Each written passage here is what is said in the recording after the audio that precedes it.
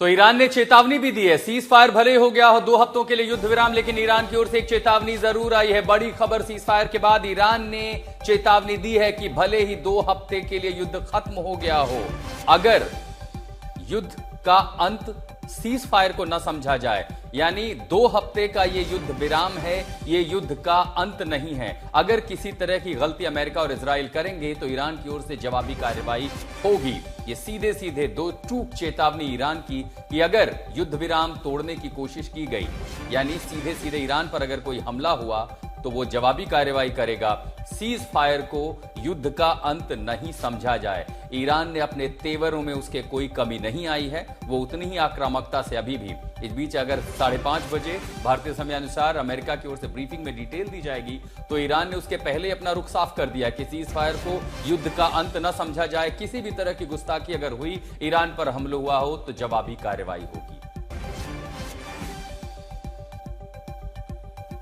तो लगातार बड़ी खबरें आ रही हैं और अमेरिका की तरफ से भी दावा किया गया है। ये बड़ी खबर आपको बता दें, एक के बाद एक बड़ी खबर। और अमेरिका की तरफ से ये दावा किया गया है कि ईरान को स्ट्रेट ऑफ हॉर्मुज खोलने पर राजी किया गया है। सीज फायर पर व्हाइट हाउस सेक्रेटरी लेविट का ये दावा है और उनका ये कहना है कि ईरान को स्ट्रेट ऑफ हॉर्मुज को फिर से खोलने पर हमने राजी किया है। तो अपने अपने दावे किए जा रहे हैं, अपने अपने दावे किए जा रहे हैं। अमेरिका कह रहा है कि हम जो चाहते थे वो हो गया। ईरान कह रहा है कि हमने अपनी बातें मनवा ली, अमेरिका मान चुका है। प्रणय उपाध्याय हमारे सहयोगी तेल अवीव से हमारे साथ जुड़े हुए हैं। प्रणय, अपने अपने दावे दोनों की तरफ से किए जा रहे हैं। अमेरिका कह रहा है कि स्ट्रेट ऑफ हॉर्मुज खुलवाने पर हमने राजी किया। ईरान कह रहा है कि हमने जो शर्तें रखी थी उसको अमेरिका ने मान लिया है। अपनी अपनी जीत बताई जा रही है।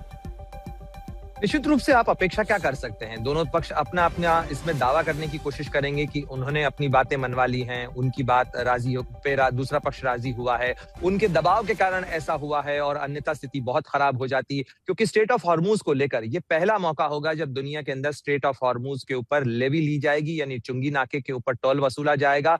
अब जो जहाज वहां से गुजरते हैं उन्हें करीब प्रति जहाज $2 मिलियन जो हैं, यानी $20 लाख देने होंगे। तो ये एक भारी भरकम रकम है जिसके बारे में कहा जा रहा है कि वो ईरान और ओमान के बीच में बटेगी, और इसके अंदर ईरान जो है उसका इस्तेमाल करेगा अपने रिकंस्ट्रक्शन के अंदर जो नुकसान उसको हुआ है। यानी दुनिया को ने अगर ये बात मानी है कि 2 लाख या $20 लाख जो है वो दिए जाएंगे, $2 मिलियन दिए जाएंगे, तो ये निश्चित रूप से एक आर्थिक बोझ तो होगा तमाम उन देशों के लिए जिनके जहाज वहां से गुजरते हैं, उनको अब ये कीमत चुकानी पड़ेगी। दूसरी बात यह है कि स्ट्रेट ऑफ हॉर्मुज किस स्थिति के अंदर खुल रहा है और उसके लिए नई व्यवस्था क्या बनेगी, क्योंकि ईरान ये कह रहा था कि उसकी जो स्ट्रेटेजिक इंपॉर्टेंस है या उसका जो स्ट्रेटेजिक डेप्थ है स्ट्रेट ऑफ हॉर्मुज में, उसका एक नेचुरल जो डेप्थ है उसको स्वीकार किया जाए और उसको एक इंटरनेशनल वैलिडिटी मिले। यानी जैसे मिस्र जो है स्वेज कनाल के ऊपर वहां से टैक्स लेता है वहां से गुजरने वाले जहाज पर, लगभग वैसी ही चीज ईरान के बारे में भी स्वीकार की जाए। क्या ये अंतरराष्ट्रीय मानक बन पाएगा, क्या इसके लिए एक इंटरनेशनल एक्सेप्टेंस हो पाएगा? अभी फिलहाल सीज फायर पर चूंकि प्राथमिकता थी, मुझे लगता है कि डिप्लोमेटिक नेगोशिएशंस अभी इसके बाद और चलेंगे।